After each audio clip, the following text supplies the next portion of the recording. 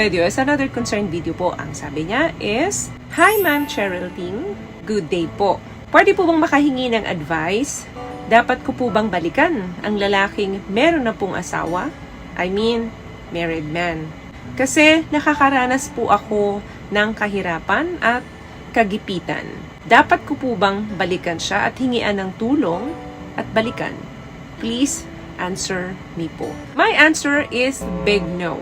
Unang-una, bakit mo babalikan ang isang taong kailanman ay hindi naman naging sayo?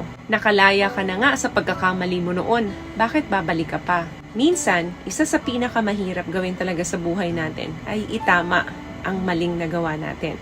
Lalo na kapag sinusubok tayo ng kahirapan at kagipitan sa buhay. Pero tandaan mo, ang mga bagay na hindi mo pinaghirapan, madaling mawawala sa iyo yan. Ang mga bagay na hinira mo at alam mong hindi naman sa iyo, babawiin yan. Huwag mong hayaan ang sarili mo na bumalik sa lalaking kailanman ay hindi naman naging sayo. Lalo na kung ang dahilan mo ay kagipitan. Dahil sa tuwing ikaw ay gigipitin at mahihirapan sa buhay, babalik ka dun sa pagkakamali na ginawa mo noon ng paulit-ulit. Gawin mo yung mga bagay na tama. Gawin mo lahat yung alam mong kaya mong gawin mo. Meron kang 2 kamay, 2 paa, healthy ka, gamitin mo yung mga bagay na yan. Mag-umpisa ka sa maliit. Maliit na bagay na pinaghirapan mo. Dahil once na ang maliit na bagay na to ay napalago mo, maliit na negosyo man ito or trabaho, tandaan mo, babalik yung kumpiyansa mo sa sarili mo. Babalik ang dignity mo bilang isang babae. Every time na babalik ka sa taong ito, pinapakawalan mo yung dignity mo at yung pride mo.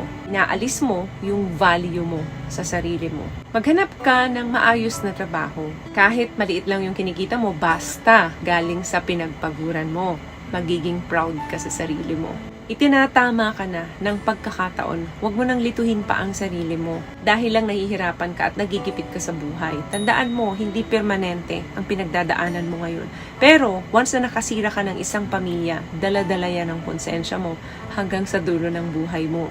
Maaring ngayon, hindi mo pa nararamdaman yan dahil ang akala mong solusyon, yan pala yung kumunoy na magpapalubog sa'yo sa kinatatayuan mo ngayon. Yan pala yung mag-aalis ng pride, dignity, and value mo sa sarili mo. Hindi pala solusyon ang naiisip mo, kundi ikapapahamak mo. Yun ang ibig kong sabihin. What I love about this product, itong No More Dark Secret ng K-Skin, bukod sa may advanced whitening na siya, na kung saan pwede niyang matulungan na pumuti yung mga singit-singit mo, moisturizing, meron siyang anti-irritation, antibacterial, maintain healthy pH level. Hindi lang pambabae, meron din po tayong pang-lalaki. Bakit hindi ka mag-umpisa sa malinis na paraan? Yung ikaw na alam mong sa sarili mo, kaya mo naman.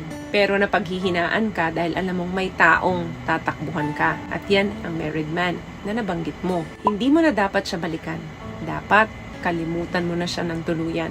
Paano makakapasok sa'yo ang isang tao na karapat-dapat para sa'yo kung may maling tao na nakaharang sa dadaanan ng taong karapat-dapat sa'yo? Dapat talaga na alisin mo na siya sa buhay mo para makapasok ang tamang tao para sa'yo. Minsan, hindi natin nakikita, nasa paligid lang natin yung mga tamang tao sa atin. Bakit hindi natin nakikita? Dahil may maling tao na nasa buhay natin ngayon. Ibalik mo yung nawalang pride, dignity, and yung value mo sa sarili sa pamamagitan ng wag mong pagbalik sa lalaking ito. Sa'yo man gawin ito pagdating ng panahon, merong kang kinakasama, partner, or asawa at agawin sa'yo ng iba ito. Anong mararamdaman mo? Hindi ba napakasakit? Huwag natin hayaan na tayo ang maging dahilan ng pagsasuffer ng kapwa natin babae. Sabi nga nila, kung ano yung itinanim mo, posibleng anihin mo yan pagdating ng panahon. Gumawa ka ng bagong storya sa buhay mo. Yung storyang hanggang dulo, ipagmamalaki mo. At ipagmamalaki ng mga anak mo at ng pamilya mo.